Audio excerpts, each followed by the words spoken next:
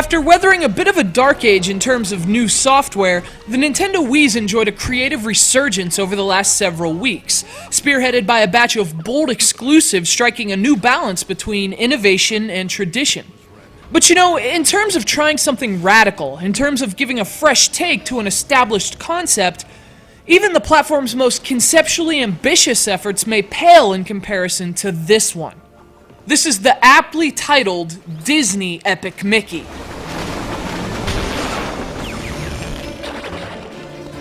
Now, Epic Mickey would be a noteworthy release if only for its outstanding concept. For almost a century, Mickey Mouse has been one of the world's most recognizable and beloved icons, but what about those he overshadowed? What about the shoulders he stepped on to get there? Imagine a dark world inhabited by Disney characters long forgotten.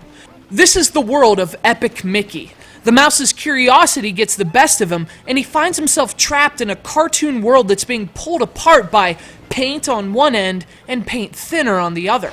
Armed with a magical brush that's able to spray both, Mickey has to mend this calamitous world, not to mention confront his own past, if he wants to make it out with his own ink intact.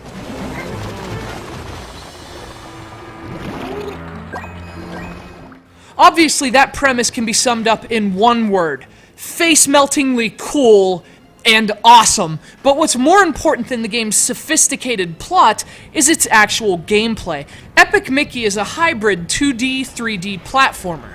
You control Mickey through a twisted world that ostensibly feels pulled from the golden age of 3D platformers back in the 1990s. What makes this game stand out, though, is its clever design. The levels, the aesthetics, and perhaps most of all, the game's use of choice and morality. Now, it's not BioShock or Mass Effect or anything like that, but your interactions do evolve based on the decisions you make in the game, and that makes Epic Mickey an even more engrossing experience.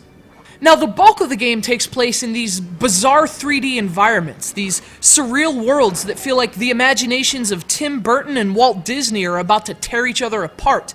And these levels are awesome. They're designed well, and over the course of the game's 15 to 20 hours, they're generally really intelligent and they pace very well.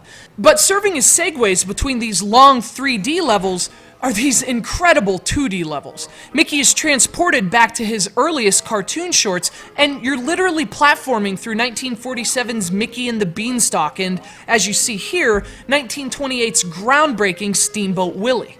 These levels are easily the highlight of the game, but that's actually one of the problems with Epic Mickey. You get to these 2D levels, they blow your mind, and they're over in mere minutes before the game throws you back into 3D.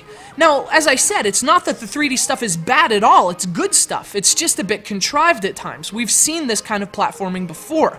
But the really memorable parts are the 2D segments, and you find yourself wanting them to last a lot longer than they actually do.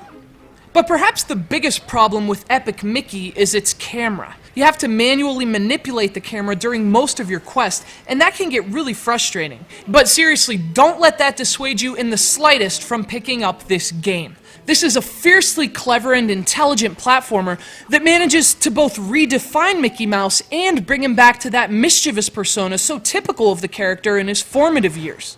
And you know, in that regard, it's kind of ironic that one of the world's most established and disciplined characters would be at the forefront of 2010's small-scale creativity revival on Wii. But that's just one of the many things that makes this game so memorable.